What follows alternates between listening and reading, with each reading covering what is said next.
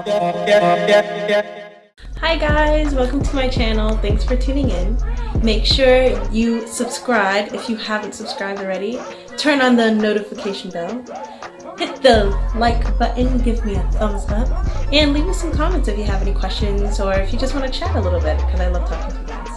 So I actually wanted to do a video about what it's like traveling during the coronavirus pandemic in America, and specifically what it's like going to the battlefield.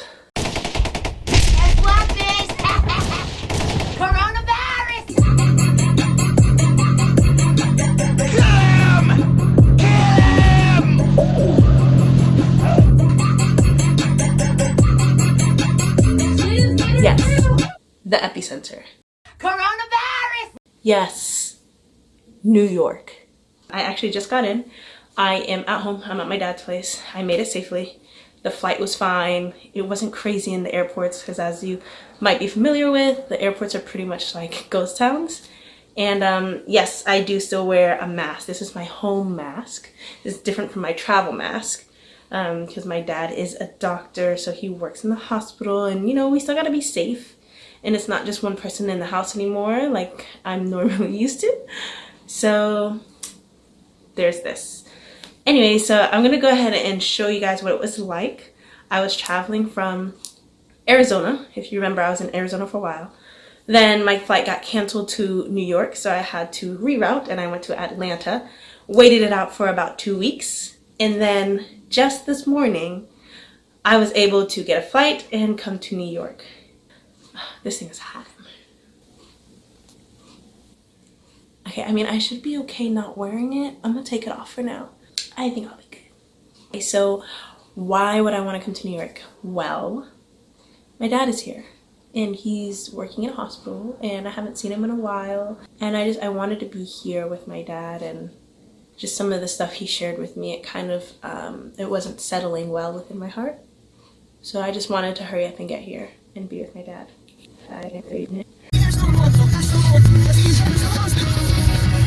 I stayed with my soul sister, Cecilia, the one, on Instagram, and she has a YouTube, so check it out. Amazing singer. Anyways, thank you so much for your hospitality. We stayed in Alpharetta, drove across through Atlanta to the airport, and granted, this was early in the morning. This is still what the streets look like in the daytime. Like on a weekday, it was just empty. Good morning. I am actually in the airport at Atlanta, Georgia, and I decided to record this time because I've been traveling during this whole pandemic. I'm not trying to be a reckless traveler. It's just my dad's a physician in New York, and I would really like to get to him and be there for him as he is working at a hospital.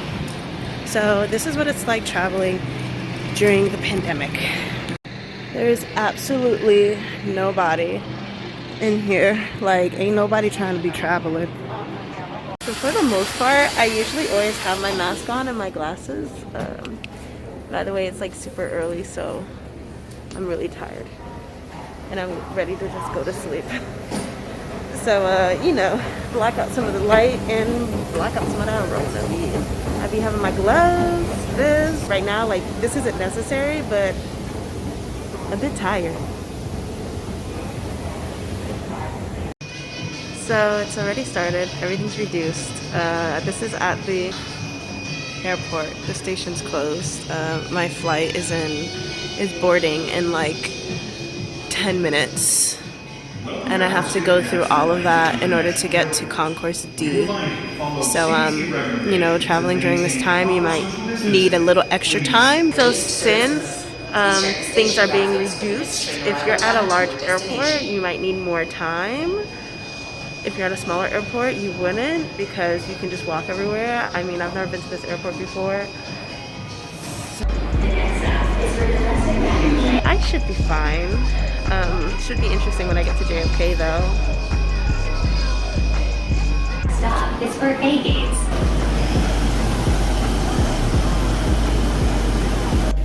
Everything inside the airport is actually closed, like in the terminals.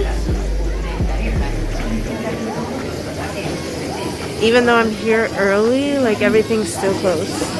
It doesn't matter. So if you're traveling during this time, you gotta pack like your own food and whatnot. So during these times, normally the flight would start to board way earlier than it normally would, and we would already have been taken off. However, we're waiting on a flight attendant who is extremely late, and it's got everybody real anxious because we got a connection flight we need to catch in order to get to New York. So the time is now like way past my flight time because we were waiting on a flight attendant. And I don't really care as long as I'm able to get my connection flight. That's the only thing that sucks is it's not a direct flight. I have to stop over in North Carolina first, wait, and then head on over to the final destination. When I was booking my flight, they said that I got the last seat for what they are allowing and what they're selling. So look at this. That's everyone. There's like no one else in here. Unless if they meant I got the last seat on the flight going to JFK. But we'll see what a full flight means during these times. This flight wasn't full at all. There were maybe about 20 people on this flight, and definitely nobody was next to me, thank goodness. Alright, we made it off of one flight. I'm in North Carolina. It's still very early in the morning, and it's still kind of empty, but there are literally 17 people on that flight. And I think this is the one that's supposed to be like full, which is crazy because this is a flight going to New York. There's been so much like rumors saying that if you're going to New York, the only people that they'll let in are people that are going to be assisting and helping fighting off, you know, the situation, such as healthcare professionals. But there's just so many rumors, and I have a friend that literally left New York like 4 days ago and just got on the plane and left. And they're also saying if you leave New York to go anywhere else, you have to take the COVID tests and everything in the airport. So we'll see. This is the gate for the flight to go to JFK, and surprisingly, it is pretty full. Like, I'm really surprised at how many people are trying to get to New York. Just like at the other airport. Oh wow, Seagull's open. I guess that's the only spot. Hudson is always open. It's closed. Everything's so closed. Even though the airport's not busy, there's not a lot of things, a lot of people, a lot of flights coming into JFK because they're only allowed to bring one flight from, I think, like American Airlines, Delta, and maybe a few other airlines are allowed to bring one flight in a day.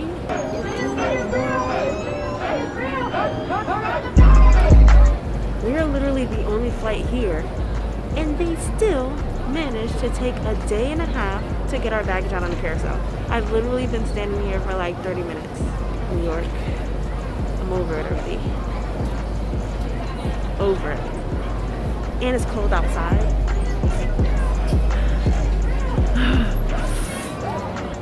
For the drive home, I ordered a Lyft, and it was simple, easy, and painless. Not a single honking horn in sight. I don't even think that makes sense, but you know what I mean. There was nobody honking. There was nobody to even be able to be honking. No cars, no traffic. This is crazy. I would have thought I flew into a remote airport, but I understand the situation.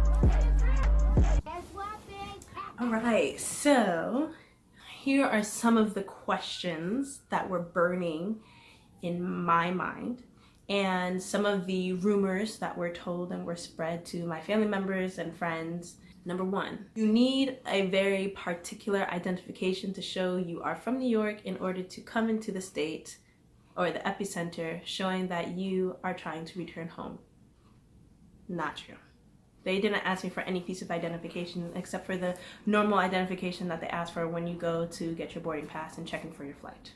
Two, people who are not healthcare professionals are not allowed to enter New York, whether it's by car, train, bus, or plane. Not true. There were so many normal people on my flight. Actually, my flight was considered full, and what they did was they had one person per each row on each side of the plane.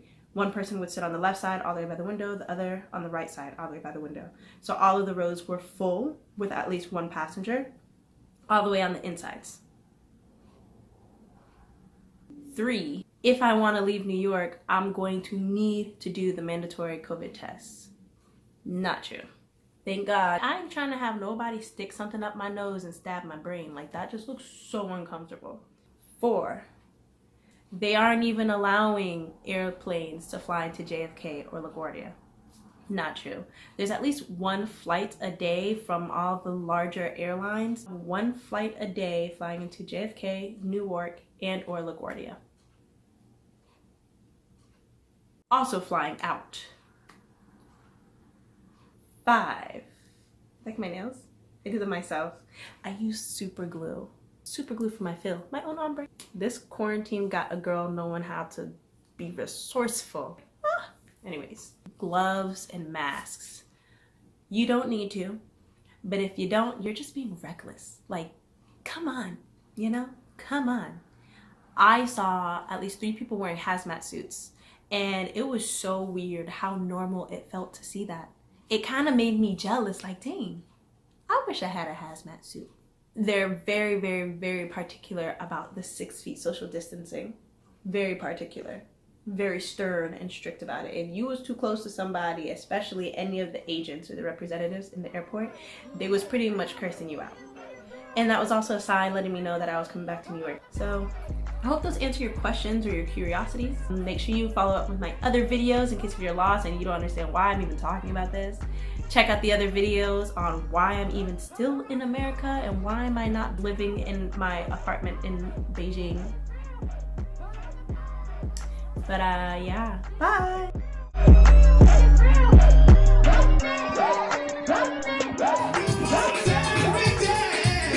We got club going. Club quarantine!